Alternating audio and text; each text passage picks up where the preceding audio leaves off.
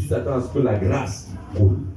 Ce que tu maudis en secret ne viendra jamais à toi en public.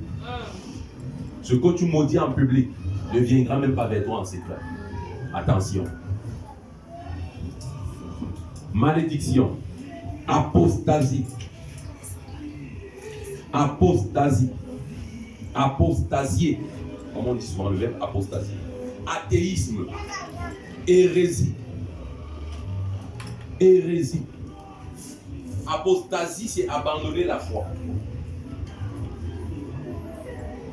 On parle d'hérésie, on parle des mensonges, des doctrines fausses. Athéisme, le fait de ne pas croire en Dieu. Incroyance, péché, profanation. On parle d'outrage également. Alléluia. Je voulais qu'on donne quelques synonymes ici pour que tu comprennes très bien la notion d'impiété. Mais la Bible nous dit qu'on doit renoncer à ça. Oh, il y a beaucoup de personnes, la Bible dit la vie et la mort sont au pouvoir de la langue. Quiconque l'aime en mangera le fruit. Il y a des gens qui ont tellement une bouche bien pendue, toujours en train de maudire, toujours en train d'insulter, toujours en train d'injurier, toujours en train de blasphémer. Et la Bible dit que la bouche qui parle beaucoup ne manque pas de péché. Alléluia. Tu veux dire tout sur tout. Fais attention. Fais attention. Alléluia. La deuxième chose, la Bible nous dit renoncement aux convoitises mondaines. Renoncement aux convoitises mondaines. Renoncement aux convoitises mondaines. Oh, Jesus. Dis à ton voisin, la grâce m'amène à renoncer aux convoitises mondaines. Pourquoi la Bible spécifie convoitise mondaine? Alléluia. Pourquoi la Bible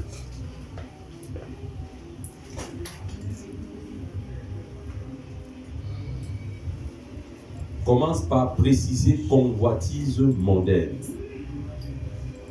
Pourquoi? Parce que le verbe convoiter, qui veut dire désirer ardemment ce qu'un autre possède, qui veut dire désirer, convoiter, qui veut dire désirer ardemment, avidement ce qu'un autre possède,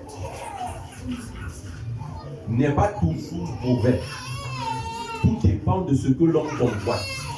C'est maintenant ce que l'on convoite qui amène le verbe convoiter avec un mauvais verbe. Amen. Comme le verbe haïr, c'est un verbe qui n'est pas mauvais. Tout dépend de ce que tu arrives à haïr ou à détester. Si tu détestes le péché, tu es en train de faire la bonne chose. Mais si tu détestes la vérité, tu es en train de faire la mauvaise chose. Donc convoiter ici, on parle de convoitise mondaine. Donc je peux convoiter le don. Je peux convoiter la grâce qui est dans la vie de quelqu'un. Je peux convoiter l'intelligence qui est en quelqu'un. Et maintenant, cette convoitise pure m'amène au pied du Seigneur pour demander à Dieu de m'équiper de cette manière. Là, je ne suis pas en train de pécher. Mais maintenant, quand on parle ici de convoitise mondaine, c'est tout ce qui va satisfaire la chair. C'est tout ce qui va satisfaire les désirs de la chair. Or, la Bible dit que les désirs de la chair sont contraires à ceux de l'esprit. Donc, quand on parle de convoitise mondaine, ici, c'est tout ce qui amène la chair à se sentir bien. Ce qui amène la chair à se réjouir. Vous savez, les gens qui sont passionnés de mode, par exemple, toi aussi, tu commences à convoiter les vêtements de X ou de Y, ça devient très dangereux. Tu commences à convoiter le style de vie pervers que quelqu'un peut avoir. Il y a des gens qui regardent des stars et commencent à désirer avoir les mêmes tatouages qu'ils ont. Or, ce tatouage est déjà un péché. Est-ce que je parle à quelqu'un? On dit renonce aux convoitises mondaines. Je veux aussi avoir un mari comme, qui s'habille comme, qui parle comme, qui prêche comme. C'est très dangereux. Parce que parfois, ça t'amène à faire ce que tu ne dois pas faire. Alléluia. J'aimerais aussi avoir 18 gars. Oui, il y a des femmes qui convoitent les prostituées. qui convoitent ce que des prostituées ont. Oui, oui, oui. Jusqu'elles se sont données un nom, vendeuses de piment. Elles sont là nombreuses dehors. Et toi aussi, tu es toute naïve. Tu commences à vouloir avoir ce qu'elles ont. C'est une convoitise mondaine. Tu dois t'en séparer rapidement. Tu vois des gens qui portent des greffes qui arrivent ici avec des tenues bizarres qui exposent leur corps. Toi aussi, tu as ce genre de convoitise en toi. C'est très dangereux. Parce qu'en réalité, le style de convoitise que tu as dépend de l'état de ton cœur. Tu n'as pas compris ce que j'ai dit. Le style de convoitise qui se manifeste en toi dépend de l'état de ton cœur. Il y a d'autres personnes ici qui sont impressionnés, qui désirent avoir des dons, la pureté, la décence, la chasteté, la tenue qui doit régir le cœur de Dieu. Par contre, il y a d'autres ici qui ont pour modèle des stars mondaines dans l'habillement, dans la façon de se tenir, dans la façon de se vêtir. Tout ce que tu passes ton temps à regarder à la télé, ce sont les Kim Kardashian. Les Total, si c'est Bella, si c'est qui là. Voilà. Tu connais tous les noms des stars qui font dans la télé-réalité. Vous ne savez même pas que ce genre d'émissions ont un fond démoniaque. C'est susciter la convoitise mondaine. Et sans le vouloir, tu entends qu'aujourd'hui elle est avec X. Ça fait 3 mois de relation, 2 semaines de relation. Maintenant elle est avec Y. Et elle quitte de star en star. Toi aussi tu veux commencer à quitter d'homme en homme. Toi aussi tu veux commencer à avoir les stars sur ton lit. Voilà le message sublimal que nous transfère ce genre d'émission. Tu vois comment elle part, elle a une grosse voiture, elle rechange de voiture, comment elle parle arrogamment à son personnel, c'est ça qui réjouit ton cœur. Et toi aussi tu commences à parler. Et on te dit un jour, tu ne ressembles pas à tel, tu souris. Tu sens que tu as commencé à atteindre ton objectif. La stupidité. Sache que les convoitises que tu dois avoir doivent refléter ton royaume. Amen. Donc si tu appartiens au royaume de Christ, ce qui est en toi, la soif, le désir qu'il créera en toi, seront des choses pures, des choses saines. Est-ce que je parle à quelqu'un? Est-ce que je parle à quelqu'un? Tu vas commencer à convoiter des choses pures. Tu vas commencer à avoir un désir ardent, des choses pures, des choses qui glorifient son nom. Quand tu iras sur le net pour chercher des modèles de vêtements, tu vas taper modèle décent.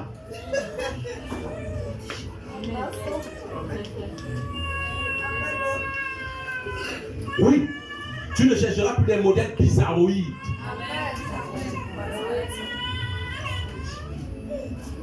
Quand tu iras sur le net pour chercher quelque chose, tu ne vas plus te tourner vers ce qui ne glorifie pas Dieu.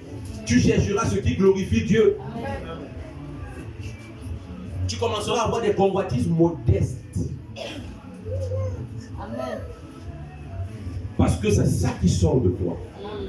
En réalité, lorsque Dieu dit renonce aux convoitises mondaines, il est en train de te dire renonce à ta nature charnelle. Amen.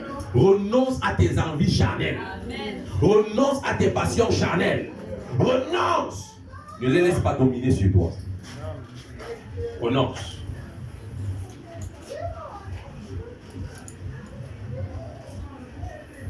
Vous savez, lorsque tu commences à avoir des convoitises charnelles, c'est tout ce qui va te mettre en avant. C'est tout ce qui va faire en sorte qu'on t'acclame.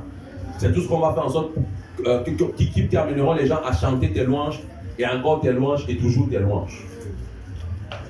Même dans le ministère, tout ce qu'on fait pour Dieu n'est pas toujours avec des convoitises spirituelles pures. Parfois, c'est avec des convoitises charnelles, mal placées. Vérité. Amen. Amen. Pose-toi parfois la question, la foule, toi, homme de Dieu, qui veut la foule à tout prix et à tous les prix. Est-ce que c'est parce que tu as la soif de voir les âmes être sauvées? Ou est-ce que parce que tu veux qu'on compte ton nom parmi les noms des hommes qui ont des foules. Alléluia. Pourquoi est-ce que tu veux le don que tu veux là? Est-ce que c'est parce que demain, on doit te supplier pour rendre le ministère? Ou est-ce que tu vas mettre ce don au service du grand nombre? Celui à qui on donne peu, on réclame peu. Celui à qui on donne beaucoup, on réclame beaucoup. Pourquoi est-ce que tu convoites là pour le poste de leader? C'est pourquoi on dit que tu es leader ou bien quoi? Vous savez ce qui est impressionnant dans l'église? Il y a des gens qui se comportent comme dans le gouvernement camerounais. Ils veulent 18 postes. Pendant qu'il y a 18 personnes à côté qui ont des habilités à le faire. Renonce au convoitisme. Amen. Renonce au convoitisme. Renonce au convoitisme.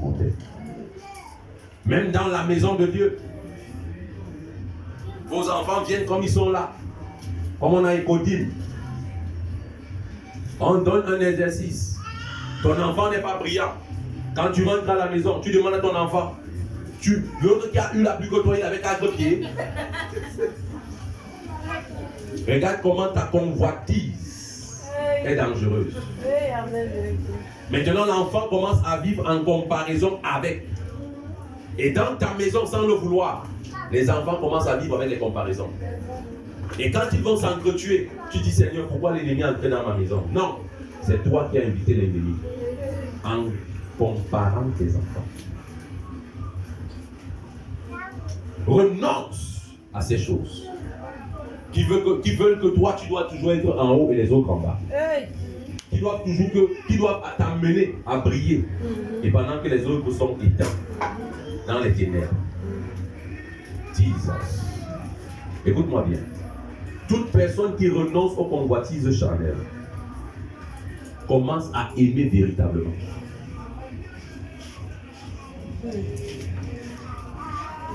Si tu réussis à renoncer aux convoitises, tu vas entrer dans l'univers de l'amour selon le cœur de Dieu. Ça veut dire qu'à chaque action que tu poseras sera motivée par l'amour. Il n'y aura aucun chagrin dans ton cœur lorsque quelqu'un aura ce que tu n'as pas. Il n'y aura aucune douleur dans ton cœur lorsque quelqu'un aura ce que tu n'as pas. Mais observons, nous sentons très mal au cœur lorsque certaines personnes ont ce que nous n'avons pas. Quand ils ont l'emploi que tu n'as pas, tu as mal. Lorsqu'il a le mariage ou elle a le mariage que tu n'as pas, tu as mal. Lorsqu'il a l'argent que tu n'as pas, tu as mal. Lorsqu'il a le voyage que tu n'as pas, tu as mal. Lorsqu'il a la voiture que tu n'as pas, tu as mal. Pourquoi? Parce que tu n'as pas encore renoncé au convoitise mondaine. Amen. Et vous savez, quand quelqu'un n'a pas encore renoncé au convoitise, il a un langage. À chaque fois qu'on lui fait voir quelque chose de bien pour quelqu'un d'autre. Et là, ce n'est que ça. Nous, là, Dieu, il va nous faire grâce. On n'aura plus que ça. Tu ne lui as rien demandé. Il arrive chez toi, il voit ta maison. Ta maison, c'est petite. Ce que j'ai dans ma tête, parfois, c'est une grande. On ne t'a pas demandé. On ne t'a rien demandé. On ne t'a rien demandé. Tu commences à te comparer. On ne t'a rien demandé. Ah, tu as peut-être accouché, oui. C'est normal, elle n'aime pas pour. C'est un lait bébé. Quand moi, il va accoucher, comme c'est toi qui as le monde, c'est toi qui as fabriqué les mondes qui t'amènent dans les entrailles. C'est un lait bébé. Quand moi, il va accoucher, pas les histoires comme ça. Ça sera un enfant sûr.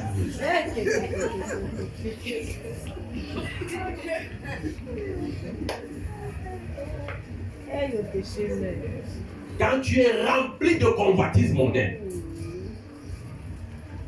quelqu'un va te dire, hey, tu utilises quel lait de toilette? En tout cas, moi, j'utilise Coco Bota. Hey, tu es là-bas. Moi là, c'est HTC. C'est quoi? Comme moi, c'est Koum Koum Koum.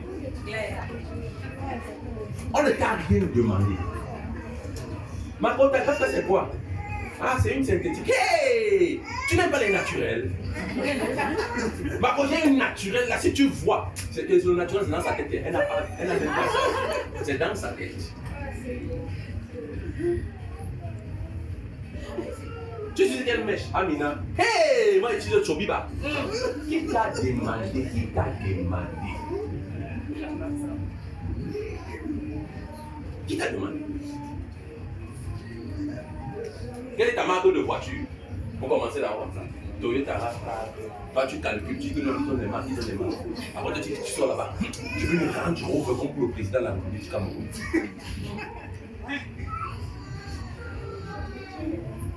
Est-ce qu'on acquiesce à l'ombre gratuitement? Est-ce qu'on acquiesce avec la bouche? Chacun a dit ce que sa main pouvait acheter. Tellement tu es dans les convoitises et que tu vis dans une illusion, tu commences à regarder ce que tu n'auras jamais. Voilà pourquoi on a beaucoup de chrétiens frustrés. Quand une personne commence à témoigner tous les dimanches, je dis que ce n'est que elle. Ce n'est que elle. Oui, ce n'est que elle.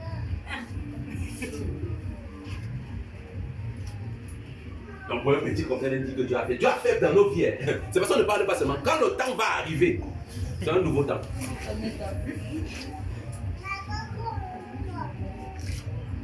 Est-ce que je parle à quelqu'un? Amen. Est-ce que je parle à quelqu'un? Renoncez au convoitisme mondain. Parfois, c'est ça qui empêche à ce que tu dormes paisiblement chez toi. L'enfant de ta soeur a les talons derniers sortis. Ta soeur a l'argent pour le lui offrir. Tu n'en as pas. Tu perds le sommeil. Tu ne veux pas baisser la garde. La garde de quoi? C'est toi, c'est du côté. Tu te mets une pression seule. Le troisième moyen, il achète son écran plat, naturellement, sans compétition. Toi, tu entres en compétition. Voilà que tu as endetté jusqu'aux cheveux. Convoitise de la chair. Dis à ton voisin, tu dois renoncer. Dis à ton voisin, tu dois renoncer. Ce n'est pas bon pour toi. Troisième chose. Il dit, elle nous enseigne à renoncer à l'impiété et au convoitisme mondain et à vivre dans le siècle présent selon la sagesse, la justice et la piété, en attendant la bienheureuse espérance et la manifestation de la gloire du grand Dieu et de notre Seigneur, notre Sauveur Jésus-Christ. Ici, la dernière chose que la grâce nous enseigne, c'est une vie conduite par l'Esprit de Dieu. C'est une vie conduite par l'Esprit de Dieu. Souvenez-vous, la Bible a dit, soyez remplis du Saint-Esprit. Ne vous enivrez pas de vin, c'est la débauche. Mais soyez remplis du Saint-Esprit. Donc la grâce t'enseigne qu'il faut que tu apprennes à rechercher la plénitude de l'Esprit. Amen. Et c'est accessible. Parce que même la plénitude du Saint-Esprit, c'est une grâce. Chercher quelque chose en Dieu et l'obtenir est une grâce. Mais elle nous enseigne à mener une vie conduite par l'Esprit. Si tu n'es pas rempli de l'Esprit, tu ne peux pas être conduit par l'Esprit. Est-ce que je parle à quelqu'un? L'homme est un contenant. Et le contenu principal qui doit être dans la vie d'un homme spirituel est appelé le Saint-Esprit. Est-ce que je parle à quelqu'un? Le contenu principal doit être le Saint-Esprit. Marchez selon l'Esprit et vous n'accomplirez pas les désirs de la chair. Marchez selon l'Esprit et vous n'accomplirez pas les désirs de la chair. Quiconque marche par l'Esprit atteint toujours sa destination. Amen. Écoute-moi bien, écoute-moi bien. Je vais commencer à te dire des choses très fortes maintenant. Écoute-moi bien. Lorsque c'est le Saint-Esprit qui te conduit, il connaît le chemin mieux que toi et mieux que moi. Il connaît exactement là où Dieu t'amène. Et il connaît exactement à quelle période, à quelle saison, quelle bénédiction est importante pour toi et est indispensable. Il connaît où toucher et quand toucher. Donc quelqu'un qui se laisse conduire par l'Esprit va vivre une grâce surnaturelle et sera constamment en contact, écoutez-moi bien, avec le Dieu qui l'a créé.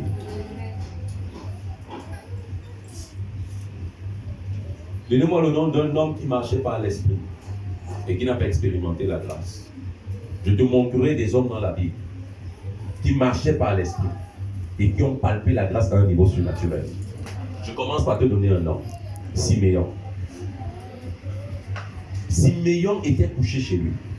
Il avait reçu de Dieu que tu ne vas pas mourir, regardez la grâce, sans avoir vu le Messie.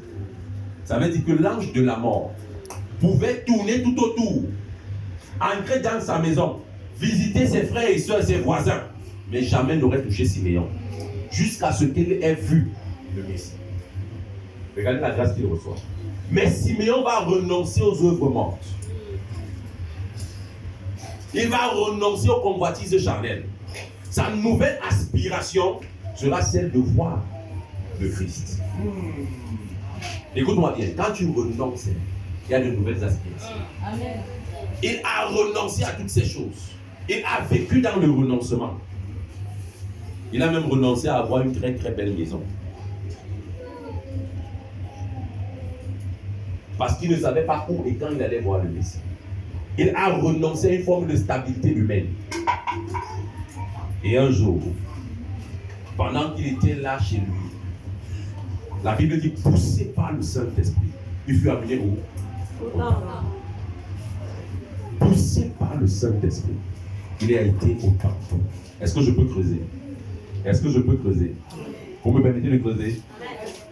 Certaines promesses ne peuvent pas s'accomplir tant que tu es là où tu es présentement. Parfois, il faut changer de lieu géographique pour que la promesse de l'Éternel s'accomplisse dans ta vie. Parfois, il faut changer de lieu géographique. Je dis bien changer de lieu géographique. Mais tu ne peux pas changer de lieu géographique sans que le Saint-Esprit ne t'y pousse. Parce que si tu changes par la chair, il y a de fortes chances que tu t'en éloignes.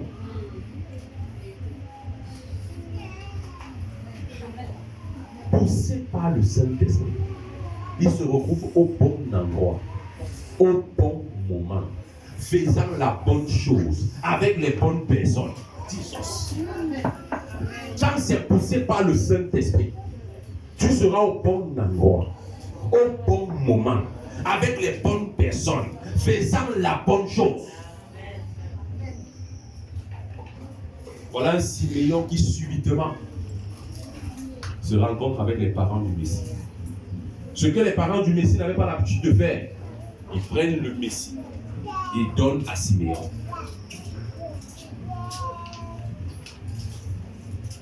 Parce que Joseph était hautement spirituel. Donc en voyant Siméon, il savait qu'il y avait un message. Il a pris le Messie et l'a remis entre les mains de Siméon. Siméon a regardé le Messie. Et il s'est mis à prophétiser sur le Messie. Un privilège et une grâce que plus aucun homme n'aura sur la terre. Prophétiser sur Christ vivant. On a annoncé sa venue.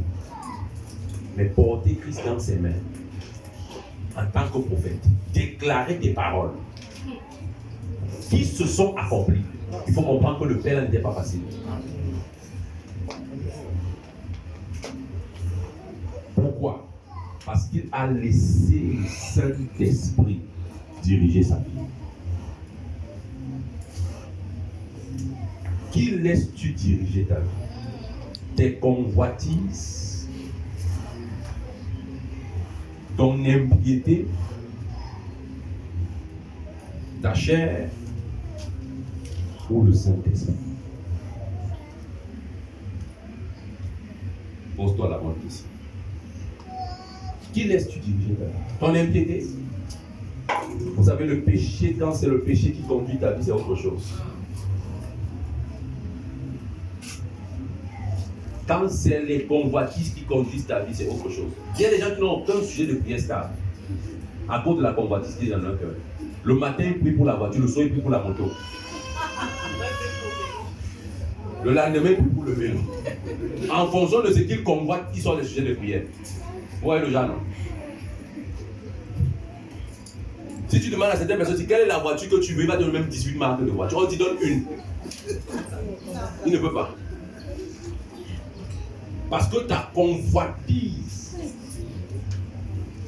c'est elle qui dirige tes actions. Voilà pourquoi tu dois renoncer à elle. Il faut laisser le Saint-Esprit te remplir. Amen. C'est lui qui va inspirer de nouvelles convoitises en toi, de nouvelles aspirations, de nouveaux désirs en toi. Est-ce que je parle à quelqu'un? Amen. Est-ce que je parle à quelqu'un? Amen. Est-ce que je parle à quelqu'un? Amen. Donc voilà pourquoi, bien aimés dans le Seigneur, nous devons marcher par l'Esprit. Nous devons tout faire pour rester spirituel. Tout faire pour rester spirituel. Ton plus grand combat en tant que chrétien n'est pas d'avoir la bénédiction. Je vais te dire quelque chose ce matin. Ton plus grand combat n'est pas d'avoir l'onction. Ton plus grand combat, écoute-moi bien, ce n'est pas d'avoir la promotion. En tant que chrétien, ton plus grand combat, c'est de se laisser remplir du Saint-Esprit et de marcher par le Saint-Esprit. Si tu atteins ce niveau, tu auras toutes les autres choses. Ton plus grand challenge n'est pas, oh, je veux prophétiser. Je dois voir comme la télé, full HD. Non, non, non, non, non. Tu auras échoué. Tu peux voir comme ça, tu pars en enfer.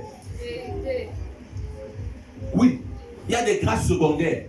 La grâce du salut est plus importante que toutes les autres grâces. Tu peux voir dans le règne de l'esprit. Je veux la grâce de faire des délivrances. Tu peux faire des délivrances et aller en enfer. Mais tu ne peux pas être conduit par le Saint-Esprit et aller en enfer. Est-ce que je parle à quelqu'un? Voilà pourquoi à la fin, la grâce nous enseigne cela. Est-ce que je parle à quelqu'un? Puisse donc le Saint-Esprit. Mets-toi sur tes pieds.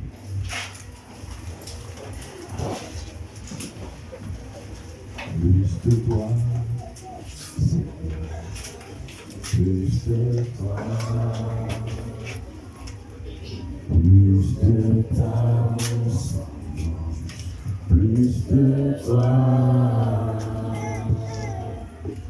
plus de discernement de ta voix, de ta volonté. Seigneur, plus de toi.